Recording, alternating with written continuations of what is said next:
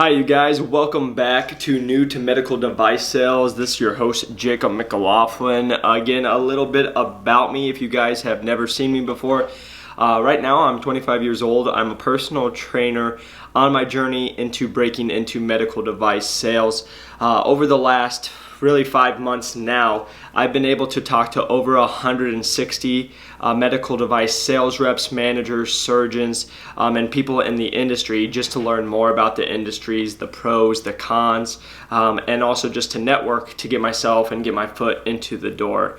I've currently been able to, I'm in the process of 2 interviews right now. I'm on the short list for 3 others with names like Stryker, Zimmer Biomet, Medtronic, and Wright Medical also, and some smaller companies as well, looking to break in. And I just wanted to record my experience and let you guys learn from what I've learned over the last 4 or 5 months. During this time, it has been a lot more challenging just because it is the COVID or Corona time. COVID-19 is in it, and it started back in March when I stopped working as much as a personal trainer. I still train clients right now, but it's not like I used to do. And so that's when I started breaking in. If you guys haven't seen my videos or podcast about why I decided I wanted to break into medical device sales, you guys should go back and watch that just so you guys have some understanding why I would decide to leave a career as a personal trainer to go into medical device sales. But wanted to give you guys my experience and talk to you guys what I've learned after talking to 160 medical device reps, surgeons, managers, hiring managers, and just share some of my knowledge that I've learned over this last 5-6 months and share it with you. And like I said, it's been a crazy time. I've been told by many managers that if it was not the COVID time, that with showing all this, I would probably get in a little quicker, but you know, it's just the time of the world, and I'm just very thankful to have the opportunities I have, and I wanted to share with you. First off, before I do anything, with this 160 reps that I've talked to, I just want to let you guys know I've kept an Excel sheet. I put the date that I talked to them, I put what company they work for, what their position is in the company. I've put down notes that I learned from them, and I actually, every single person I talk to on the phone, I have handwritten notes in a notebook. I filled up almost a whole notebook with just those phone calls. And the reason I mention that to you guys is when I've told that to hiring managers, they've been super impressed, and that's what's got my foot in the door for 3 interviews, just by showing them that. So it's something I would encourage you guys to do, is just continue to network with others, but while you're networking, document it, just because it's going to be something that they tell me that you will be doing on the job, you know, when you're going and prospecting clients, when you go meet with them, where's the next steps. That way you got to be organized and keep track of where everything is going, and so I just want to encourage you guys to do the same. But I'll stop talking about just the journey and actually start getting into some of the content. So I want to talk to you guys and just educate you what I've learned over the last 4 or 5 months talking with 160 medical device reps, surgeons, managers, and people in the industry. Number one, the thing I've learned is that it's a lifestyle, that it's going to, it's not a 9-to-5 job. If you're looking for a 9-to-5 job or something that's just, you can kind of come in, check out, and get out, this probably is not going to be the career for you. I've learned that, you know, depending on where you're at and what division you go into, that it's going to look very different. And what I mean by division is, are you going to go into ortho? Are you going to go into selling capital equipment? Are you going to go into, you know, cardiology area where you're working with hearts and all that different spots? So just looking at the different, are you going into trauma? Are you going to go into you know, like you could go into ortho, like shoulder arthroplasty, or are you just going to go into like foot and ankle? So there's a lot of different places that you can break in, and just learning that it's a lifestyle. It's going to be a lot of different areas that you can expand into. And so I just wanted to let you guys know, every single person I talked to, they all said the same thing. So again, if this is something that you're looking just to do, to get in, make some money and get out, and you just want to work 9 to 5, it's probably not going to be the career for you, just because it doesn't sound like it is that 9 to 5, because you're always just prospecting and doing other stuff that just needs to be done with the work. So that's number one thing I've learned. Number two, I learned hard work. So again, every single rep I talk to, none of them said it was easy. They all said it was super hard. It's a tough job. It requires a lot of hours. It requires a lot of effort. But again, it's been super rewarding for people. So that's one reason that they keep coming back. They keep wanting to do it. But just understand that it is going to be hard work. And that makes sense, because just being honest, if a company is going to pay you anywhere from, if you're associate getting in your 60, 70, which isn't a lot, but once you get into the actual rep, there's people making that 1, 2, 3, 4, 500,000 that they expect a lot from you, and so they're going to make sure that you earn that money and that you're earning them the money to pay you. Something I always have learned just from running my own business, if you pay an employee, you're hoping that they turn back 10 times of what you pay them, and that might be on the high end, maybe it's 5 end, but if they're paying you $100,000, you better be making the company $500 to $1 million so they can pay you, and make sure that it's worth it for them as well. So that's been number 2, was just the hard work, and I guess I missed out on number 1. All right, it fits into number 3. Going into the lucrative, you can make a lot of money. I've talked to several reps that make $400,000, $500,000. Again, that's where it's going to matter what division you go into, and I just say that because I've been talking with a lot of like GYN division reps, and GYN's a great field. You can make good money in it, but they also, I've been told by several reps, this isn't the division. If you're trying to make that $400,000 or $500,000, it's probably not going to happen in that GYN division. Maybe a couple people might be doing that, but for a majority of people, that's not going to be the salary or the amount of money that they're taking home.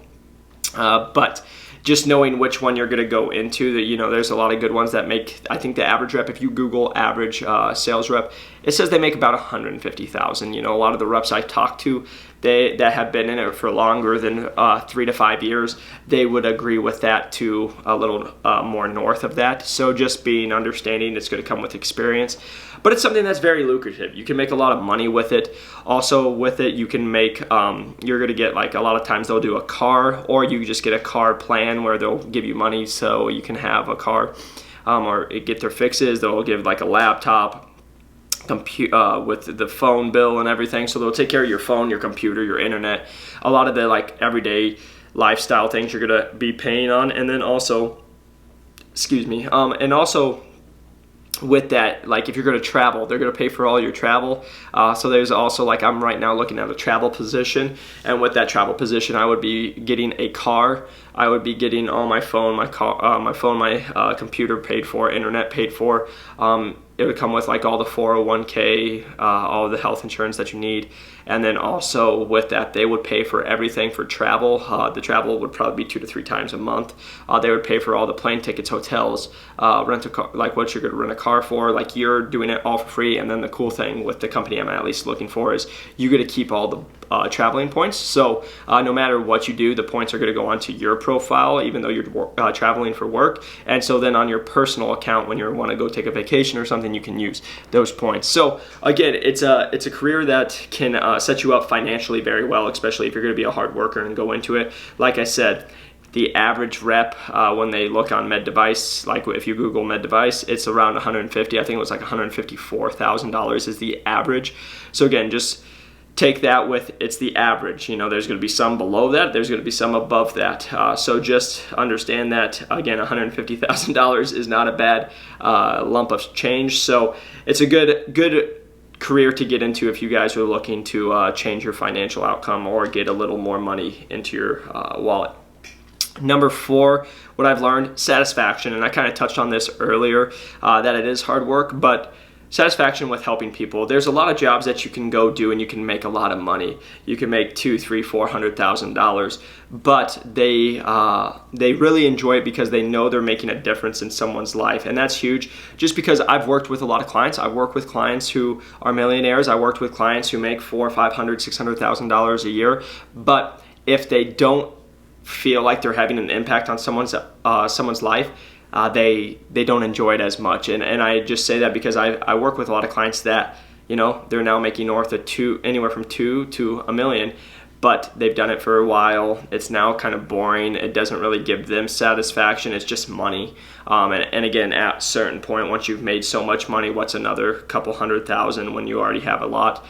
So that's where I've just learned with a lot of the med device people that they absolutely love it because, yes, they're making good money, but in the same respect, they're helping people. They're making a change in someone's life, whether it's a surgery, if it's trauma that, that somebody just came on and they could have been somebody's aunt or mom or somebody's grandma, that they just saved their life. That's very rewarding to these reps. And then in the same regard, I'm looking at ones that work with babies and work with their heads and where they'll have a flat head syndrome and help mold it back to where they can have a normal head where it's going to be able to just do normal activities and also have the visual looks that would be more normal. Just making a change in someone's life, and you can feel that from the reps, especially when you talk to them. So that's the big thing I think for me is I know there's a lot of industries out there that you can go and make money, that you can just go and get rich, I guess, by working hard, but I wanted to do something that's going to make a difference in someone else's life. And every single person that I've talked to that's in the medical device world, doesn't matter what it is, they feel that. They feel super satisfied because they know they're having a impact on someone else's life, and it doesn't matter what it is. If it's GYN, if it's urology, if it's GI, if it's trauma, ortho, whatever it is, there's these the same answer was always just satisfaction. They're very happy with their job and they want to change it for the world. And then going into number 5. Number 5 was opportunity for growth.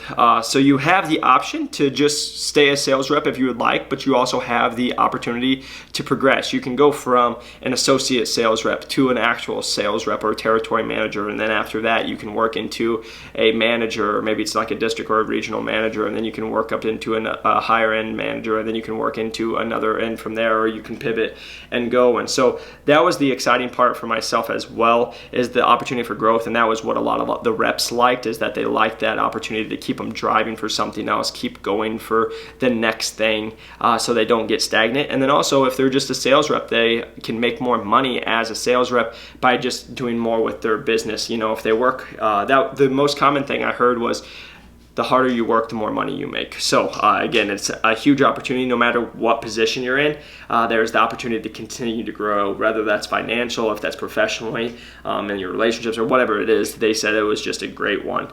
And then I want to just touch on the cons. And with that said, the cons that I've heard from people, they're positives for some people. So again, it was just who I talked to. The majority of them were like, there's no cons.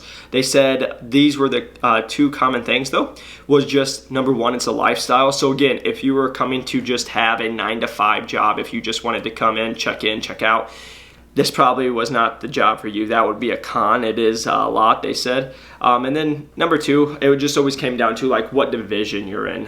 For example, if you're in trauma, you're 24/7 on call, so like, for example, I've talked to several reps, they got a call and they had to go in at 2 a.m. So they went in and went at 2 a.m. Then they stayed because they had one at 5 anyway. So they were there from 5 until about 12, and then they'd come home, and right when they pulled in at home, they had to go back. And then they had to do that, and they actually stayed a whole 24 hours, and then they're still going on the shift. So it was always just like, it matters what division you're in. And again, that was just an example of maybe one day for a trauma rep that want to be probably every single day. But again, I don't know. I've never been it.